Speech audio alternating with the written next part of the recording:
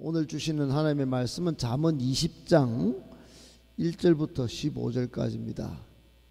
구약성경 932쪽 잠언 20장 1절부터 15절까지입니다. 저와 여러분이 한 절씩 교독하겠습니다. 포도주는 거만하게 하는 것이요 독주는 떠들게 하는 것이라. 이에 미혹되는 자마다 지혜가 없느니라. 왕의 진노는 사자의 부르짖음 같으니 그를 노하게 하는 것은 자기의 생명을 해하는 것이니라. 다툼을 멀리하는 것이 사람에게 영광이거늘 미련한 자마다 다툼을 일으키느니라. 게으른 자는 가을에 밭 갈지 아니하나니 그러므로 거둘 때는 구걸할지라도 얻지 못하리라. 사람의 마음에 있는 모략은 깊은 물 같으니라. 그럴지라도 명철한 사람은 그것을 길어내느니라. 많은 사람이 자기의 인자함을 자랑하나니 충성된 자를 누가 만날 수 있으랴. 온전하게 행하는 자가 의인이라. 그의 후손에게 복이 있느니라. 심판 자리에 앉은 왕은 그의 눈으로 모든 악을 흩어지게 하느니라. 내가 내 마음을 정하게 하였다. 내 죄를 깨끗하게 하였다 할 자가 누구냐? 한결같지 않은 저울추와 한결같지 않은 쇠는 다 여호와께서 미워하시느니라. 비록 아이라도 자기의 동작으로 자기 품행이 청결한 여부와 정직한 여부를 나타내느니라. 듣는 귀와 보는 눈은 다 여호와께서 지으신 것이니라. 너는 잠자기를 좋아하지 말라. 내가 빈궁하게 될까 두려우니라. 내 눈을 뜨라. 그리하면 양식이 족하리라. 좋지 못하다 하다가 돌아간 후에는 자랑하느니라. 같이 읽겠습니다. 세상에 금도 있고 진주도 많거니와 지혜로운 입술이 더욱 귀한 보배니라. 아멘. 우리 젊은 친구들은 호진이 앞으로 앉아요. 앞으로. 에? 뒤에는 앞으로도 어르신들 오실 수 있도록 그렇게 자리를 배려하고, 목사님 따라하는 게, 젊을 때 따라하는 순종하는 게 좋은 거야. 앞에 앉아요. 그리고 젊은 친구들은 어르신들 목소리에 물들면 안 돼. 더 크게 하셔. 더 크게. 여러분도 이끌어내야 돼. 알겠죠? 에? 하면 더 크게 하고. 젊을 때 잘 배워야 돼. 그렇게 해서 나중에 전체를 역동적으로 분위기를 은혜롭게 이끌어내는데 젊은 사람들 해야죠. 누가 하겠어? 에? 아멘. 네, 오늘 12월 첫째 날 우리에게 주시는 말씀 세 가지로 정리해서 받겠습니다. 첫 번째, 술은 건강과 생명을 위협하는 주된 요인입니다. 여러분, 오늘 본문 1절에 보면 포도주는 거만하게 하는 것이요 독주는 떠들게 하는 것이라. 이에 미혹되는 자마다 지혜가 없다. 한마디로 말하면 어리석은 사람이 술을 마신다, 이런 뜻입니다. 지혜가 없다는 말은 지혜롭다는 사람이 술을 마시고 포도주를 마시면은 거만하게 되니까, 거만하다는 것은 자기를 막 드러내는 행동이죠. 함부로 행동하는 것을 거만하게, 이런 표현인데, 술을 마시면 반드시 이런 행동이 나오게 됩니다. 자기에 도취해가지고 결국은 술을 마셔서 나중에는 그만한 행동을, 함부로 행동하는 행동이 나오죠. 독주는 떠들게 하는 것이라 그랬는데, 여러분, 술을 마시면 이게 자기 통제가 안 됩니다. 그래서 자제력을 상실하고 중얼거리고 큰 소리로 말을 하고 가만히 앞에 있는데도 나중에 소리가 높아갑니다. 그러다가 싸우기도 하고 그렇게 되는 것이죠. 여러분, 세상의 거의 모든 사건 사고에는 술이 관련되어 있습니다. 술이 안 들어간 사건 사고는 거의 없다고 보면 됩니다. 그래서 우리나라 기독교가 초기에 들어왔을 때 아름다운 전통이 있는 것은 기독교인들은 전부 금주한 겁니다. 금주, 금연, 그리고 그때만 해도 도박이 많았는데 도박을 다 끊는 겁니다. 손으로 안 되면 예수님 앞에 이래서는 안 된다. 그 손도 작두로 자른 사람이 있을 정도로 그만큼 습관적으로 하는 모든 음주와 또 흡연과 도박을 다 잘라내려고 그렇게 애를 쓰고 말씀들은 모든 사람들은 성경에 이런 게 있었어. 그리고 이것을 실천했습니다. 많은 전문가들이 말할 때 술은 우리 건강한 정신, 건강한 사고를 망가뜨리는 주된 요인이고 그렇기 때문에 결국은 생명까지 위협한다고 봤습니다. 성경에도 예가 있습니다. 성경에도 노아가 술을 먹고 결국은 본인의 치부를 드러내서 손자 때에 저주를 받는 일이 있었습니다. 롯도 그랬고 나답과 아비후도 그랬습니다. 성전에서 술을 먹고 엉망진창의 영성을 가지고 살다가 그만 하나님의 버림을 받았습니다. 오늘 본문의 말씀만 그런 것이 아니고 더 깊게는 성경적으로 에베소서 5장 18절에 보면 술 취하지 말라 이는 방탕한 것이니 성령의 충만함을 받으라고 말씀하십니다. 성경은 눈앞에 보이는 술을 먹고 거만하게 행동하기보다 또 자기 도취에 빠져서 자제력을 상실하는 것, 이거는 건강한 성경적인 행동이라고 보지 않습니다. 오히려 그런 시간에 그것 마셔서 생활하는 것보다는 성령의 충만함을 받으라고 기도하고 말씀으로 삶을 잘 가꾸어 나가는 것, 그것이 내적인 건강, 정신 건강에 도움이 된다, 이렇게 본 것입니다. 여러분, 성경적으로 술에 관한 다른 교훈이 하나도 없습니다. 좋은 게 없다는 것입니다. 그건 지혜롭지 못하다는 것이에요. 그거는 미련한 사람들이 하는 것이다, 이렇게 봅니다. 그러므로 딱 한 가지 방법은 술은 끊는 것이 좋습니다. 술을 가까이 하는 사람과 어울리지 않는 것이 좋습니다. 건강과 생명에 위협이 되기 때문에 그렇습니다. 우리의 노력할 행동은 성령 충만이지 절대로 그런 것이 아닙니다. 꼭 기억하시고 더욱 성령 충만하셔서 하나님이 주시는 건강한 정신, 건강한 사고로 많은 사람들 살리고 나도 살고 은혜를 끼치는 복된 성도 다 되시기를 예수님의 이름으로 축복합니다. 아멘. 아멘 합시다.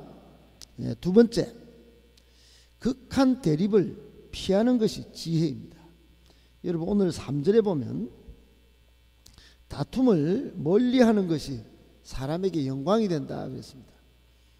여러분, 사람에게 영광이 된다는 말은 자신을 빛나게 하는 것은 다툼을 멀리할 때 빛나는 일이 생긴다는 것입니다. 거기 후반절에는 미련한 자마다 다툼을 일으키느니라. 여러분, 다툼을 일으키는 사람은 미련한 사람이 그렇게 하지 지혜로운 사람은 안 그런다는 겁니다. 다른 말로 어리석은 사람은 다툼을 일으키고 손해를 보게 하고 결국은 망하게 된다는 것입니다. 여러분, 왜 다툼을 멀리하라고 말씀할까요? 다투는 거, 이거는요, 잘잘못을 가리기 전에 이미 마음의 상처를 입힙니다. 그리고 씻을 수 없는 피해를 가져옵니다. 서로 손해가 되고 결국은 기독교인에게 있어서 하나님께 영광이 안 됩니다. 영광을 가리는 일이에요. 그러므로 다툼은 생길만 하면 입을 닫든지 그 자리를 빠져나오든지 궁극적으로는 기도하는 것이 제일 옳은 방법입니다. 여러분, 가장 은혜롭게 이 다툼을 처리한 한 사람을 꼽으라면 창세기 26장의 이삭입니다. 이삭은 자신의 목자들이 영역이 커지니까 다른 불신자 목자들하고 싸움이 일어났습니다. 불신자들이 찾아와 가지고 야, 이거 우리 우물물이야, 이렇게 말하는 겁니다. 여러분, 양들과 또 염소들이 물을 마셔야 되지 않겠습니까? 광야에서. 근데 우리 목자들이 판 우물을 내 거야 그러고 막 따지는데 기가 막힌 일입니다. 이게 우리 양들을 어떻게 키우고 또 우리 목자들이 애써서 땀 흘려서 찾아낸 우물을 내 거야 그러고 덤벼드니까 기가 막힙니다. 근데 이삭은 다툼 때문에 다투면 이게 손해가 되고 하나님께 영광이 안 된다 생각하고 양보해 버립니다. 그리고 다른 우물을 또 파게 만들어서 파서 또 그 판 것도 찾아와 가지고 쫓아와서 내 거야 그러니까 또 극한 대립을 피해서 또 다른 데 갑니다. 이렇게 3번을 옮겨 다녀서 이제 우물물을 파고 겨우겨우 양을 먹이는데, 여러분 성경을 잘 꼼꼼히 읽어보면 이삭은요 놀랍게도 하나님의 복을 받아서 100배의 결실을 얻습니다. 이게 성경적으로 이삭이 대표적으로 극한 대립을 피하고 다툼을 피해서 얻은 결실의 풍성함을 보여준 대표적인 사례가 되었습니다. 여러분, 분쟁을 피하는 거, 이삭처럼 사는 거, 이거 처음에 손해입니다. 좀 미련한 것 같아요. 눈에 보이기에는 이거 뭐 이렇게 가면 안 되는 일입니다. 그러나 이로써 결국 평화를 얻고 온유함을 무장하고 진정한 승리를 얻게 된다. 이게 성경적 가르침입니다. 싸우게 만드는 건 마귀지, 평화를 얻게 하는 것은 우리 주님이십니다. 진정한 승리는 다툼을 피하고 평화를 쟁취하는 것, 이게 진정한 승리입니다. 꼭 기억하시고, 극한 대립이 나타난다 그러면 즉시 감정을 절제하고 기도하든지 그 다툼의 자리를 피하는 것이 상책입니다. 부부관계든 가정에서든 교회에서든 나라와 민족에서든 다 마찬가지입니다. 꼭 기억하시고 극한 대립을 피하고 오히려 평화를 유지하고 내 자신도 온유한 성품을 잘 키워가는 복된 우리 모두 모습들 다 되시길 예수님의 이름으로 축복합니다. 아멘. 마지막 3번째, 가장 위험한 유혹이 교만입니다. 여러분, 오늘 본문에는 모든 유혹들을 다 모아놓은 것 같아요. 인생의 유혹들을 결집을 시켜놓은 것 같습니다. 술 유혹이 있죠. 조금 전에 우리가 살펴본 것처럼 다툼의 유혹이 있죠. 그리고 하나님을 분노케 하는 이야기의 유혹, 그런 것도 있고, 그리고 4절 13절에 보면 게으름의 유혹이 있습니다. 좀 더 작가, 좀 더 누울까? 그래 13절에는 잠자기를 좋아하지 마라 그럽니다. 눈을 뜨라고 말해요. 눈을 뜨라. 잠자는 게 그게 좋은 게 아니다. 일찍 일어나야 뭔가 삶이 풍성해지지. 계속 잠을 자가지고는 안 된다. 근데 여러분, 그것보다 더 큰 위험이, 유혹이 뭐냐? 교만입니다. 교만. 6절에 보면 많은 사람이 자기의 선함, 자기의 인자함을 자랑한다 그랬습니다. 근데 충성된 사람을 누가 만나볼 수 있으랴 그랬는데, 충성된 사람, 자기를 내려놓고 순종하는 사람, 처음 순종했고 끝에도 순종하고 헌신하는 사람을 만날 수 있으랴 그랬습니다. 이런 사람 만나보기 힘들다는 겁니다. 내가 맞아요, 내가 착해요, 내 의견이 옳아요, 이렇게 하는 사람은 많은데, 제가 이렇게 하겠습니다, 제가 이거 지키겠습니다, 충성된 사람을 만나보기 힘들다는 것입니다.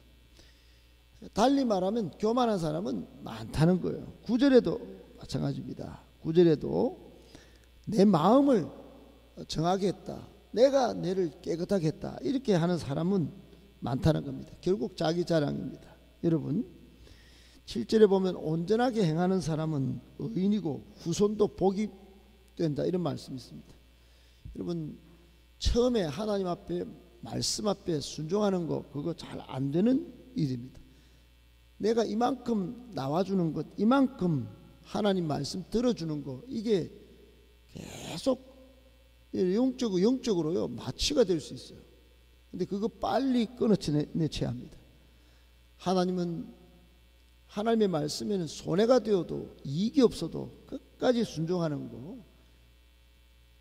성 어거스틴이 마지막에 돌아가실 때 제자들이 물었습니다. 스승님, 우리 기독교인이 가져야 될 최고의 영성적 태도는 무엇입니까? 첫째는 뭡니까? 첫째는 겸손이지. 예, 알겠습니다. 그럼 둘째는 뭡니까? 그것도 겸손이지. 셋째 기독교인이 갖춰야 될 영적인 태도는 뭡니까? 믿음, 사랑 이것도 아니고 셋째도 다른 말 안 했습니다. 겸손이지. 그랬습니다. 여러분, 가장 위험한 유혹이 우리 그리스도인에게는 교만입니다. 교만. 내가 이만큼 했어. 내가 이 정도 했지. 그거 다 내려놓고 겸손하고 또 겸손한 게 성도에 가져야 할 신앙 태도입니다. 꼭 기억하고 겸손하셔서 예수님 닮아가는 우리 모두가 되시기를 예수님의 이름으로 축복합니다. 아멘.